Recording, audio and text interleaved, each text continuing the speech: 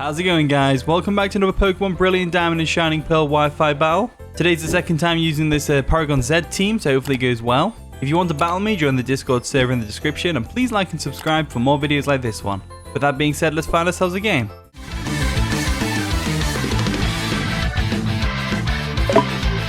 Okay, we found our opponent Mike from the Discord server, Mike G. He's got a pretty cool looking team. He's got Empoleon, Machamp, Alakazam, Crobat, Claydol, and a Rotom Heat. This is our team, you know my team already. Looking at this matchup, I would say either a Crobat or maybe a Claydol lead.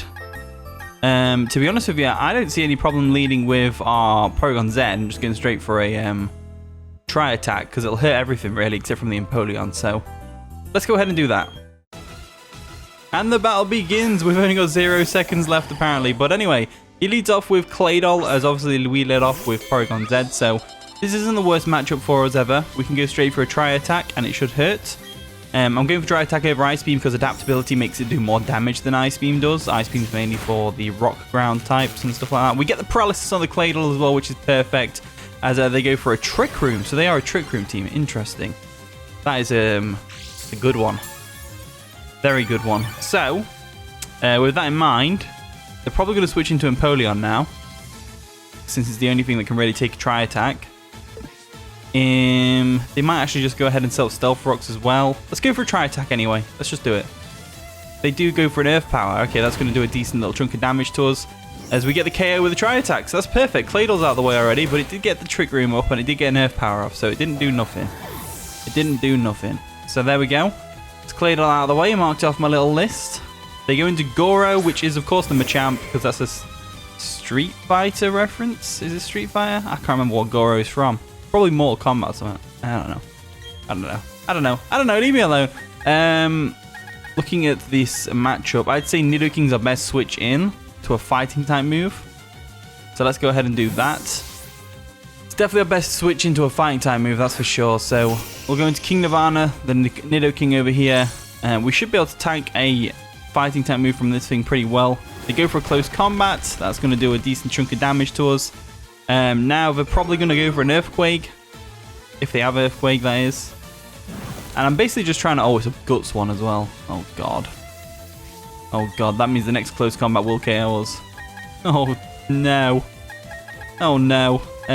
What's... Right, alright, okay. Something's going to die. Something's going to die.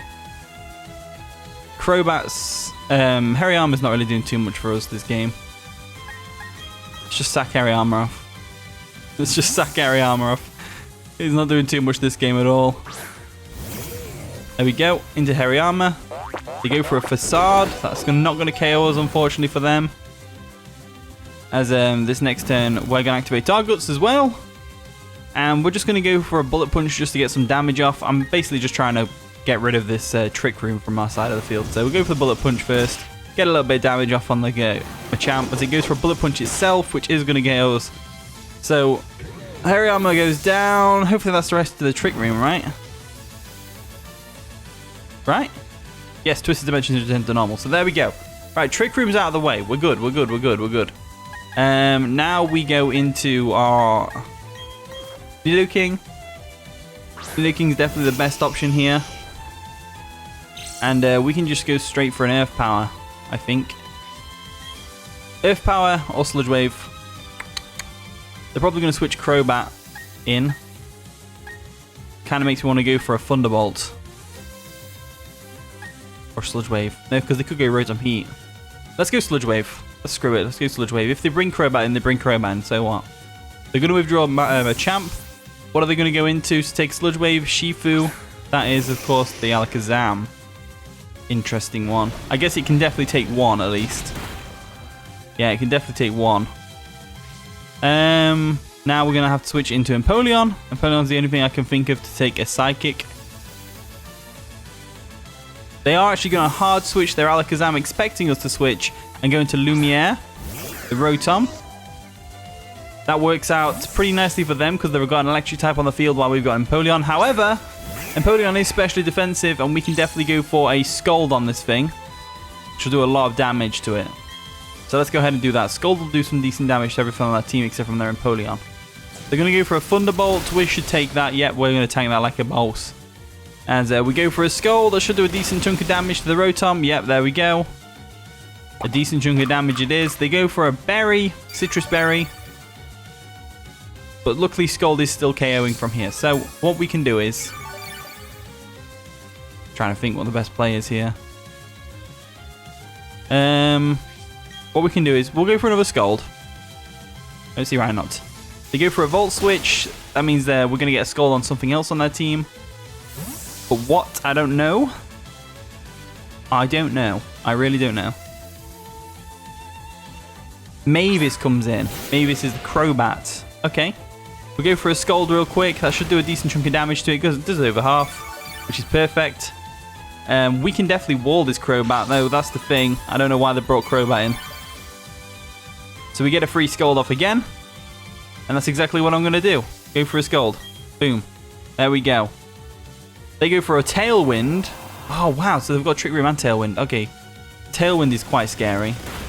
Wasn't expecting that, to be honest with you. We didn't get the KO on the Scald, which is a shame. But it's fine. Because this Crobat can't do anything to us. So it's going to burn off a turn. It's going to burn off a turn. And also, we're getting leftovers recovery, so we're fine. Let's go for a Scald. They go for a U-turn. What are they going to go into now? Probably the Machamp, right? I'd say probably the Machamp. We just need to burn away these Tailwind turns now. I think just like Trick Room only gets 3. So there's 1 already. In comes Goro. Right, Goro. We go for a Scald real quick. Oh, it doesn't quite get the KO, but it does leave it with enough health where its burn is going to take it out this turn. So Machamp is going to go down. I tell you what, Empoleon's got some right power behind it. I'm fully invested in special defense, but it's still got some serious power behind its Scalds. That's what happens when you got base 111 special attack. You don't need to have it invested to do a lot of damage. In comes Lumiere, which is the Rotom. Let's go for a Scald again. Let's go for a Scald again. Empoleon just can't be moved. Just can't be moved. I mean, it is going to get KO'd now, but I mean, you know, it's done really well considering the situation. So, now we're going to go ahead and go into... it's a tough one, this is. We'll go into our Entei. Entei's a solid one here. And we'll just go straight for a Stone Edge. Yes, Stone Edge, yes, Stone Edge, yes, Stone Edge, yes. Sacred Fire. But I'm just thinking what they're going to do here. Probably going to Volt Switch, right? Let's go for a Stone Edge. They go for a Volt Switch. Okay, so what are they going to go into, though? That's the real question. Probably their own Empoleon. I'd say Empoleon. Cody, that's got to be the Empoleon, right? Yeah, there we go. There we go. There we go. So Stone Edge is going to come through. It's not going to do too much damage to it, but I didn't want to mess around with the Rotom, to be honest with you, because it could do stuff like Trick, it could Volt Switch, it's, you know, all that stuff. And to be honest with you, I didn't think it'd outspeed me. Oh, Tailwind, yeah. Of course, Tailwind. Tailwind's a thing. Let's go into Flubber. We'll see what kind of Empoleon we deal with here. There we go. We're going to withdraw. We'll go into our Ditto, because Ditto turning into Empoleon is... well, we're going to wall each other pretty much. So let's go for the Imposter. Right back into them. So now we've got Empoleon again. It's like it never left. And now they're going to withdraw their own Empoleon. And they're going to go into Lumiere, which is the Rotom. So that's unexpected turnout. They don't even have Scald. Damn it. No. No, we can't do anything now. Ah, crud. Ah, crud. We're going to Nidoking real quick. We're going to Nidoking. Nidoking should be outspeeding. Should. As they go for a nasty plot. Oh, that's terrifying. That's terrifying. Don't want to mess around with this Rotom anymore, so we'll go straight for a Sludge Wave. We should outspeed here, I think. Yeah, we do. We can go for a Sludge Wave. Outspeeding the Rotom, and that should get the KO. Yeah, there we go. So, cool. Rotom out of the way. Now we've got Crobat, Alakazam, and Empoleon left. They're probably going to go into the Alakazam now. Shifu. Yeah, the Alakazam. There we go. This thing can bop us in the face with a Psychic. I'm going to go ahead and switch into my Ditto again. And like I said, Ditto is in a decent position here because it can just go for a Shadow Ball or whatever coverage move they have. Should eat up a Psychic like it's nothing. There we go. Into an Alakazam of our own. And we go for the Psychic. Does nothing. Does absolutely nothing. Of course it doesn't. So we could go for a Psychic to KO. But we're probably going to go for a Shadow Ball because that'll still do damage to the Crow. It'll still KO the Crobat, and it'll also do more damage to their Empoleon because it's obviously not resisted by Steel being a Ghost type move anymore. So Shadow Ball comes through. Boom. Doesn't do too much damage to it anyway because it is an Empoleon and they're especially defensive monsters. And now I'm just kind of thinking, what do we do here? I want to say Porygon-Z. And the reason I'm saying Porygon-Z is because the only thing we can really do here is go for a Thunderbolt. That's the only thing I can think to do. They're going to withdraw and go back into Shifu. Oh my god, he's predicting me left, right, and center here. Okay, let's go for a Thunderbolt because just in case they switch back into the Empoleon. They go for a Psychic. We should tank one. No. No. No. I could have switched into Ditto there, but the way he was playing, I was thinking that maybe it wouldn't work out very well for us. Let's go back into Flubber. There we go. Imposter back into Alakazam. There we are. And we'll just go ahead and go for another Shadow Ball. Again, they're probably going to switch out into Empoleon, but we're going to whittle it down anyway. We're whittling it down little by little. Little by little. They go into the Crobat to sack. Okay, fair enough. There we go. Locks us into the Shadow Ball. Take out the Crobat. Perfect. Perfect. Now they're going to go into Cody again, the Empoleon.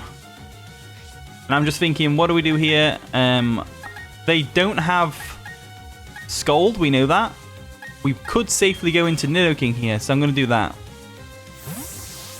Whether we can take Flash Cannon or not, I don't know. It depends what kind of set this Empoleon is. Really depends what kind of set this Empoleon is. They go for an Ice Beam, expecting the switch into Nidoking. That's going to KO Nidoking, unfortunately, but it's fine. It's fine. What can you do? I suppose I could have gone into Entei there, since I knew it didn't have Scold, but it's whatever. It's whatever. It's whatever.